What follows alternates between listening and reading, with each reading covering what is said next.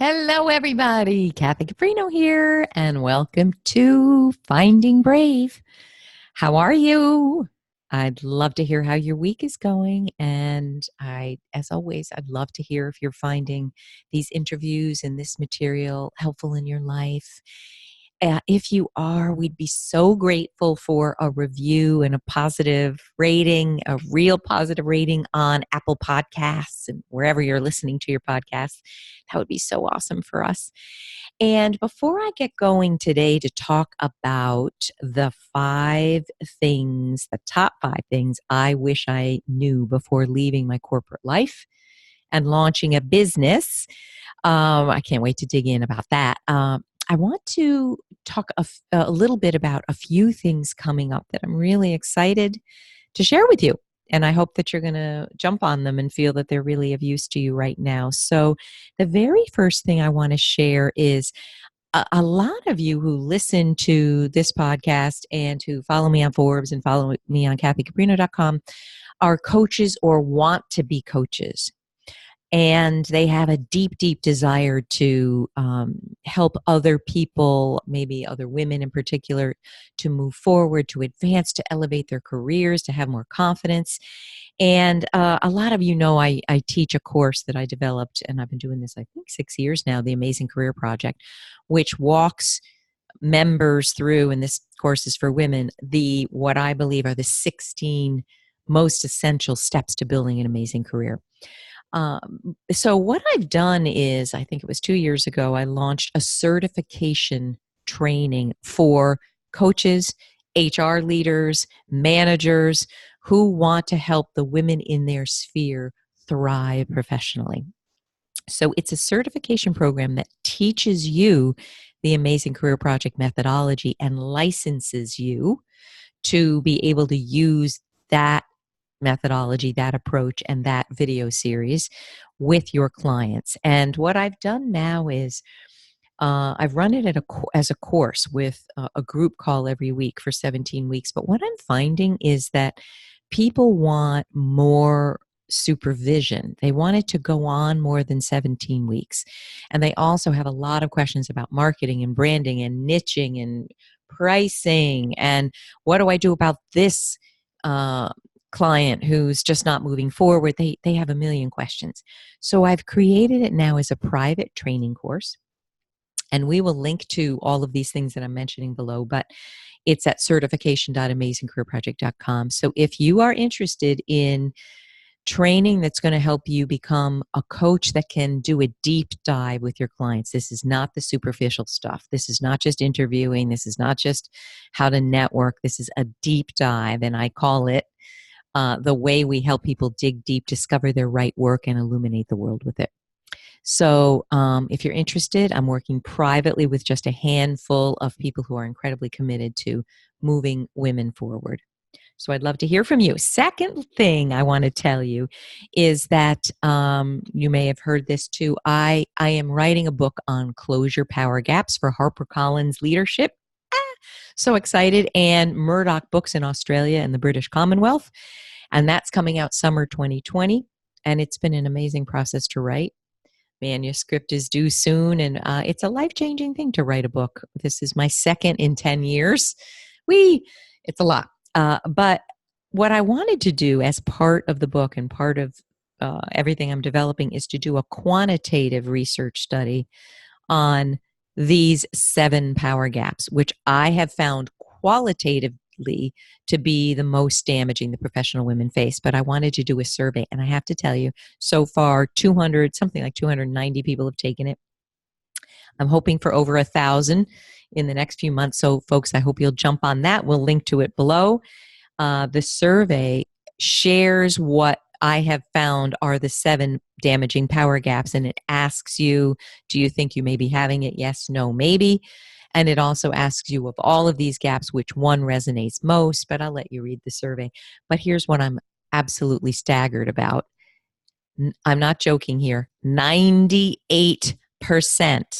of the respondents so far, and so far I think it's been 8% male, 92% female, have said that they are having at least one of these gaps. and 75% indicated they're having 3 or more of these gaps at the same time. So, while it bodes really well for the book, it's a sad epidemic of powerlessness, feeling like you can't control and shape your career, your future. But I already knew that. I'm grateful that the survey validates what I qualitatively knew to be true, but I'm sad to know that it's actually such an epidemic in these proportions. But I really did know that because this is what I hear every single day of the working week and on the weekends from people who are going through these gaps. So I hope you'll take the survey, share candidly if they resonate with you, and do answer the other questions. And, towards that end, I am launching in the fall a new Closure Power Gaps program, a year-long program with a few different levels. So you can choose the level that works best for your time, for your budget, for your interest. But it's going through each of these power gaps, and it's going to teach you how to overcome or how to close the gap so you can be more confident, powerful, impactful, influential. You can be the author of your own life and career instead of the victim of it or being on the receiving end of behavior that you can't control. So that's that. That's what I wanted to share with you. Check the links below. They're all there. And do sign up on kathycaprino.com. Just right on that homepage, it says sign up and you'll get 2 freebies. But if you do sign up, you'll be on my mailing list, which I'd love to have you on. And I send out 2 emails a week with Forbes posts and videos and podcasts and interviews. And you will be apprised of when this new Closure Power Gap program is available. All right. Thanks, everybody, for letting me share that.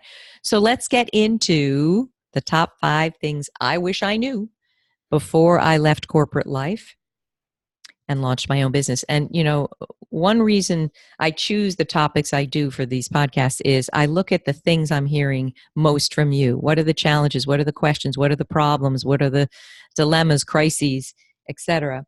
And I did write a post on this in 2018 in my Forbes blog, and it became the editor's pick for that week. And I think something like 128,000 people viewed it, which is a lot today. So I know this is a question that a lot of people have. What do I need to know before I leave my corporate life? So everyone's going to tell you something different. Everybody you ask who has their own business is an entrepreneur, I'm sure. But number one, these were the most, what word would I use? The biggest, hardest lessons, the real cosmic 2x4 lessons for me. And in speaking with so many entrepreneurs and small business owners, I know these were pretty resonant for them as well. So let's start. And I have put them in the order that I think you need to pursue them about, because if you don't really understand these things before you launch your business, you're going to have a hard road, really hard, bumpy road. So number 1, know your tendencies around money, spending, and saving. So briefly, I think that I was a marriage and family therapist for a time. And in that therapy training, I learned a lot about couples and families. And in particular, in this regard about money, I learned about complementary styles around money, meaning the spender-saver dynamic. So what am I talking about? So often, one spouse, one partner is the saver. That's how, and we can look at, kind of the roots of why they behave the way they do or think the way they do about money. It almost always comes from childhood in some way. But one is usually the saver. They're comfortable only saving. They kind of often feel like they never have enough money, even if there might be $1 million in the bank. I know people like this. The other spouse often is the spender. And I know in my marriage, it had absolutely been that. My husband, my ex-husband now, was much more the saver, and I was the spender. I was the spendthrift. And I know where that came from. I didn't like being constrained about money. When I was younger, I didn't like to have to itemize things. I felt controlled. I remember in college, my dad, rightly so, absolutely, would say, I'd like to see your monthly expenditures. And I'd be angry. Like, why are you making me do this? That's why you're making me do it, because you have to understand where your money's going. But I was the spender. The problem here is when you launch your business, you need to be, I don't care if you're spender, saver, or anywhere in between, you have to be intimately familiar with your numbers. You have got to know the financials of your business. You got to know what's coming in to the penny and what is going out. And if you don't, and it's funny, I was just writing some of the chapter on in my book, Close Your Power Gaps, on which was the chapter I was writing about. I'm forgetting at the time at this time, but I had interviewed Susan Sabat a few years ago in my Forbes blog, who was then the American Express Open president, and that Open is for small businesses. And I asked her, and we'll link to it below. It's quite interesting. What did she see the differences were between male and female entrepreneurs? And you got to read the article, but one of the differences is she said, absolutely, when you'd ask a man, do you think you can scale the business and grow it? He'd say 100%. You'd ask a woman, she'd say, I don't know.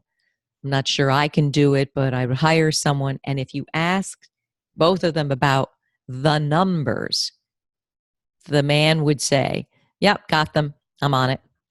And often it's because they came from some business function in the corporate world. Maybe they were finance director or CFO or, an accountant or whatever. They had some business training. The women would say, I'm not so good with the numbers. Nope. Or I have someone else running the numbers. I can tell you this, if you're starting a business and you don't know the numbers, you're going to make mistakes. And you're not intimately familiar with what's going on in terms of who's buying, what's the value of what I offer, what are the pricing strategies, how much money do I need to fund this, what's the overhead, what am I paying staff, what am I paying vendors?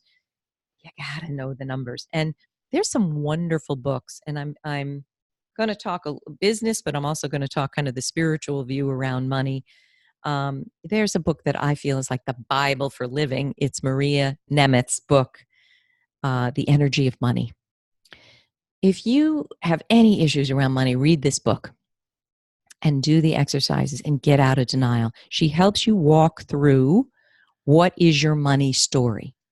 Where'd you get it? What are your money beliefs? Oh my gosh, it's so important. And I wish I had read this book when I was 20, not 45. Oh, there's another amazing book. And, go with me here for a minute. Yes, I'm a trained therapist. I've also done energy healing work. I can feel people's energy. I work with energy even when I'm on Zoom with my clients and my course members. But there is a wonderful book called Tapping into Wealth by Margaret Lynch. And there's other books, I'm sure, about tapping in wealth. But tapping is a therapeutic technique where you're literally tapping on meridian points that are similar to kind of the acupuncture meridian energy system. And she helps you look at and release, identify and release where you have trauma stored around money. I did it in a weekend, and I cannot tell you. Oh, so you read the book and she points to videos that you can watch online. I can tell you things came up, revelations, blocks. There were some tears. I really learned where I got so many of my money challenges and blocks. So if you have any issue around money, get help, get a mentor, get a financial consultant, get an advisor. Don't stay in denial about it, because how you do money is how you're going to do your business. Okay. Number 2 top thing I wish I knew before leaving corporate life and starting my business. Your partners can either uplift you or crush you. So be very careful. I got stories, and you've heard this podcast. I did not know how to pick partners. I did not really know how to pick friends. My boundaries were crap. And Gosh, I'm talking a lot about narcissism. Last week we had a podcast with Dov Baron about narcissism, narcissistic leaders, but I didn't know a thing about narcissism. Um, well, I had just studied it as a therapist, but I hadn't recognized what it really feels like to partner with a narcissist. And I did partner with a narcissist in one of my therapeutic ventures, and it went very badly. And, the kind of badly that you go home from the experience and you say, I don't know what just happened. I have no idea what just happened here. I am so confused, but it's bad. So, first of all, if you've had any narcissism in your childhood, your parents or authority figures, you are so much more susceptible to being attracted to narcissists in your relationships, in your work, in your business, as your bosses. So I do have, and we'll link to it below, a wonderful 6-part webinar training series that I co-hosted with the fantastic therapist Janetta Bolander.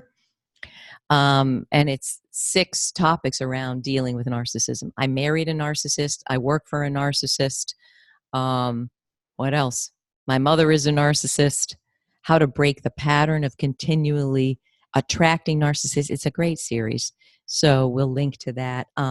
Number 2, what you want to do is, if you ask me, now you have your own values. I have my own values. I'll share my values just so that you can understand your own in a different way. I value honesty, integrity, transparency, mastery, strength, and bravery. And that means in your communication, that means facing, with the other person, things you don't want to admit, things you don't want to say. What are your values, first of all? What do you value? So when I tell you I value mastery, for instance, that shows up, and it showed up, I think, from the beginning of time for me.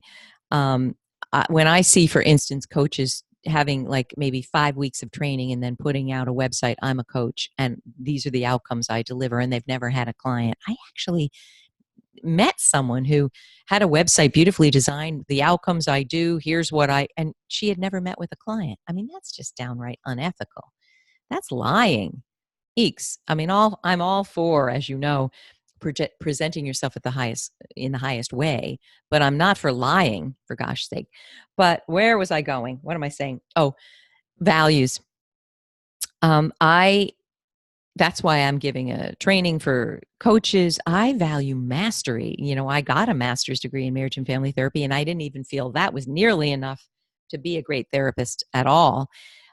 So when you value mastery, or when you value honesty or strength or compassion, you're going to want to see that in your partners. Now, I don't mean they have to be carbon copies, because diversity is wonderful, but I think if you have a set of values that define quality of work and define a successful business, and your partners don't have those values, that's going to go badly. So look at mine: mastery, honesty. Okay, what if I attract someone who really isn't honest? What if I attract someone who's transparent, who's not transparent? Like, let me lie to Kathy. She doesn't need to know this, even though we're business partners. Oh, be careful. And if you're not good at this, I would get some coaching or therapeutic help. If you continue to attract relationships that hurt you, damage you, flatten you, where you're taken advantage of, where you're lied to, where you're stolen from, you need help. You need help. Your picker is broken, as Janetta, wonderful therapist, says. Your picker is broken, and often that comes from childhood. You weren't trained or allowed to make your own decisions and speak up for yourself. All right. Number 3, you have to learn to be a leader, not just a manager and a doer. They are so different. So I want to tell you one book that I've adored, Michael Gerber's E-Myth Revisited, The Entrepreneurial Myth Revisited. I remember reading it, how many years ago? 15 years ago. And I kind of threw it across the room like, ugh, it's so dry. It's not dry. It's important. And he talks brilliantly about the fatal assumption So, so many small businesses fail, as we know, after 5 years. And he says, from his experience in working with thousands of small business owners, the fatal assumption that they make is just because you know a technical skill, baking, coaching, graphic design, copywriting, doesn't mean you know how to run a business that offers that skill. Oh, and I read that and I went, oh, that's kind of interesting. Oh man, I didn't understand what he meant until I did. Running a business, and he talks about several levels. There's a visionary, and there's the doer, and there's the manager. Well, if you want to build a business and you want to scale it, which most of us do, if we're going to do all this work, we want it to grow, we want it to expand. We've killed ourselves to put out great products and services and programs. Yeah, we want it to grow, not dwindle on the vine. Well, you have to really be a leader, not just the one who does the skill. So read that book and kind of figure out, where am I gapped in terms of becoming the leader? Here's an example of this. And so many corporate people, I think, don't quite understand, when you're on your own, you're making the decisions. Yes, you may have a board to help you, or a team of advisors, but it's your business. You're making the final decisions typically. But I remember I was a vice president in the end of my corporate life, and I had a big P&L that I had to oversee, a lot of line items. I mean, we're talking millions of dollars. And I remember my boss at the time saying, and a number of VPs were in a meeting going over the P&Ls quarterly, and he said, damn it, I want you to run this P&L like it's your money.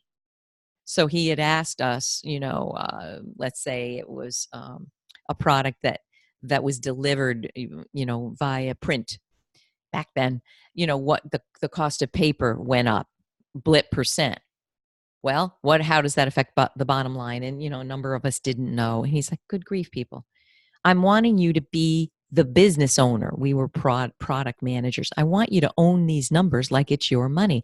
And I heard him. I just didn't know how to do it. I didn't even know what the heck he meant. Well, now I know, because this is my money now. And this is money that if I blow it, and if I'm looking monthly at the expenditures and I don't see that there's something that's just gone up 30% and it's going to throw the whole year off, I'm going to suffer in my business.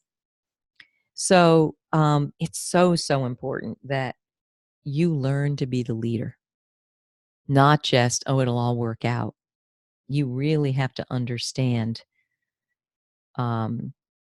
why you're launching this business, why you're running it, what are the pivotal decisions, what's your teachable point of view, what is it that you're doing with this business, and are you running it as if it's your lifeblood? Because that's what has to happen. Number 4, I wish I had changed and pivoted more quickly. Oh, this is, I don't know, raise your hand if you're listening and this resonates. One of my biggest problems, challenges, bumpy spots, power gaps is that I wait too darn long to make a change. I did it for 18 years in my corporate life. I did it with friends and others who I should have, ejected out of my sphere. And I did it, the 18-year corporate life. And then when I became a therapist, I did it too long in that vein. I loved the training, but I didn't love the actual work of being a therapist. Rape, incest, pedophilia, suicidality, drug addiction, attempted murder. I'm sitting there going, how did I get here? Wow, I wanted to help people, but this is not what I had in mind. And being deposed for courtroom trials, should the children be taken away from families, having to call the DCF, Department of Children and Families, to take children away from parents. Wow. But I didn't change. I didn't pivot. I didn't learn. I didn't learn from the 18 past years. I stayed at it and stayed at it and stayed in it until another crisis happened. That's why my first book was Breakdown Breakthrough. I feel that so many people wait for the breakdown before the breakthrough. Don't wait for the breakdown, right? Change, pivot. don't be, I mean, really, I was in denial. Like you, Kathy, it can't be that now you've got this second career and you got a master's and spent 30 grand on that and devoted this number of years and now you don't like it. Like I was in denial. Yes, no, it wasn't right for me. And I needed quite a few people to say, I felt guilty. Like, what kind of a healer, what kind of a good person am I that I'm turning my back on this? And one wonderful advisor went, douche, slap right across the face. Really, Kathy? That's so egotistical. And I said, how is that egotistical? She said, there are so many people that love this work, the therapy work, and are meant to do it. What makes you think you have to stay in something you don't like? You're not meant to do it. Get out. And what I was meant to do, I feel, is this, what I'm doing right now. All of it. So ask yourself, is it time? I've got some questions. Is it time to pivot away from this type of service or product or business model? Things change. Things change so quickly. Gosh, I look at myself even on online platforms. Things are just morphing so quickly. As you know, our heads are spinning. Is it time to pivot and do something different? Should I throw out everything and start over, or just make tiny incremental changes? I mean, really, for me, it was time to give up being a therapist and become a full-time coach. But, I was scared. Should we stop using marketing agencies and go with a different model of staffing? So for me, because I was a marketing VP, I have found over the years that using a full service agency that's very costly, that you don't have the control, that doesn't work for me anymore. It did in the beginning. It put me on the map in a lot of ways, but it doesn't work for me now. Now I need to hire the vendors and the suppliers and the contractors directly, not just have a marketing agency do it. Should I restructure my business and build programs that are more passive income, meaning you've created it, but there's no human interaction or intervention in it? It just runs itself. Or do I want to be directly client facing, right? Is the niche we've targeted the right one now?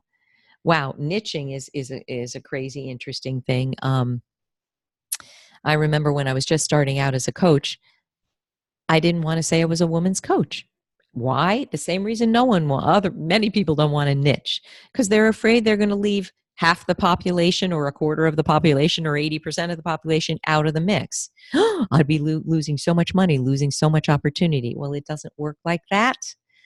What you really want to do is, I feel, a deep, narrow niche where, especially as a coach, where you know exactly what you're talking about. You've got mastery. You've been doing this a lot of years. When coaches say, I can coach anything, I don't buy that for a second. I think if you've had no experience whatsoever, you can't even fathom what your client is going through, I don't think you're as good as a coach as if you've lived it. Now, I need to say this. Why wouldn't you choose someone who's a fantastic coach in the process of coaching, but also has achieved what you're hoping to achieve? Why wouldn't you do that? There is a great coach out there for you who's done pretty much everything a human wants to do. Why wouldn't you use a mentor coach, one who's been through it and could also advise and consult if you wanted them to, as well as someone who's an incredible coach? Why wouldn't you do that? Don't know. Where are we? Where the heck were we? Changing and pivoting more quickly? Sometimes I get so lost. I completely forgot. I hope that was the end of, that's where it was, the niche, about changing and pivoting.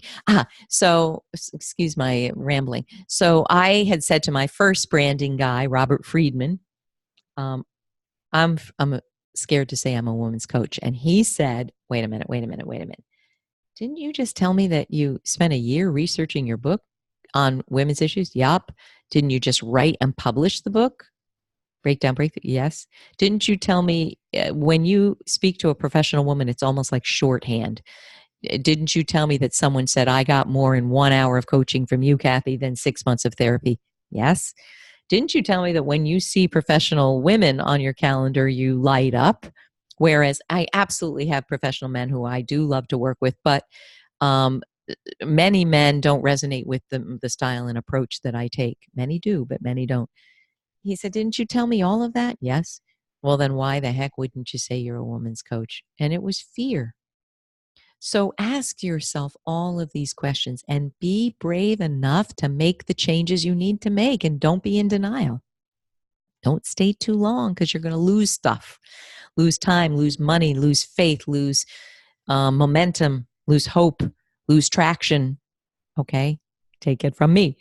And finally, I wish I knew that I should listen to myself. I should do it the way I feel is right, and not the way the gurus say to do it if what they're saying feels really off. Now, that's a fine line, because when we're just starting out, um, we often feel like, what do I know? But I can tell you, from the minute I started this business and I listened to coach trainers and millionaire business coaches, and I can't tell you how much I'd be like, that is a crock of hooey. That doesn't resonate with me at all. I don't believe it. It doesn't sound right. For instance, this one woman who's very big in the kind of grow your business world had said to a friend of mine when he took her mastermind, look, just write a book. Doesn't matter what it says. Doesn't matter how good it is. Doesn't matter. Just get it out there. Oh man, I can't stand that idea. How could you live with yourself putting out something you think is crap? So that what? I mean, you think that's actually going to get you a $10,000 speaking gig, that you put out something that has no merit? What an idea. But in those ways, I certainly listened to myself. Like, I'm not doing that. But there were many times I can say that I didn't listen to my gut. I'd say, that really, that's gonna be the way to do this. Oh, I can't even tell you. Marketing strategies, digital marketing strategies, promotion strategies, content strategies, passive income versus client-facing strategies, who I hired as vendors. Man, oh man. So I know it's scary. You're going to maybe, move from corporate into your own business. You feel like you don't know enough, but I'm going to ask you to really listen to yourself. You know a heck of a lot more than you think you do. And no matter what age you are, you've developed some incredible talents and abilities. And one of them needs to be that you're going to listen to yourself. Now, I don't mean that you're never going to take any critique, that you're never going to take any input. That's a mistake. That's a mistake. Get a board of advisors, get your mentors, get your sponsors, get people who will be brave enough to say, Kathy, I've got to say this to you from where I sit. I think it might make sense that you think about this. You don't want your board of advisors to be stuffing it down your throat. What you want for your board of advisors are people that see the future vision of you before it's hatched, I like to say. So they know where you're going in there. Who was it who said this? Napoleon Hill, Think and Grow Rich. You want your board of advisors to be in harmonious sympathy with what you want. You don't want people going, why does she want that? That's bad, because they're never going to advise you in a way that's going to get you to your goal. They've got their own agenda. Find the right advisors, ask their input, but then sit with it. Does it feel right? Now, I do have to say this too. Sometimes what feels wrong is just because we're scared. Like when Robert Friedman said, why wouldn't you want to say you're a woman's career coach? That was scary to me. Like, I wasn't making enough money then, and I'm going to even make less money. So sometimes we have to understand the voice we're listening to. You want to listen to your higher self, the self that says you've got what it takes to make this successful, but you're going to have to make some changes. Yeah, that's the voice you want to listen to, not I'm scared to death. I'm just scared. I did a post once I'll link to it.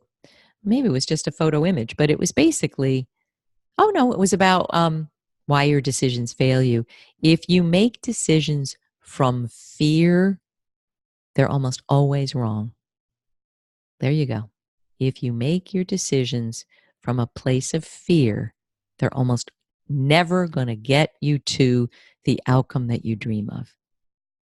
So I'm going to leave you with that. Wherever you are, I really want you to believe in yourself. Believe that you've got this. But yes, get training, get certification, get education, ask for help, reach out to someone who's 10 steps ahead. Oh, there's another thing I'll leave you with. Mentors and sponsors and role models, they're life-changing. But make sure, and I wish I'd known this, here's number 6, make sure that the people you listen to and follow are not just making $1 million, but doing it in the way you wish to do it. So it's not just the outcome that they've created, but they're doing it in the way that resonates with you, with your values, with the honesty, integrity, transparency, mastery, whatever you value. Make sure that they're doing it in a way that if you were to follow their lead in any way, you would feel like you were honoring yourself, not going against yourself. I hope that's helpful, my friends. I want to share this with you.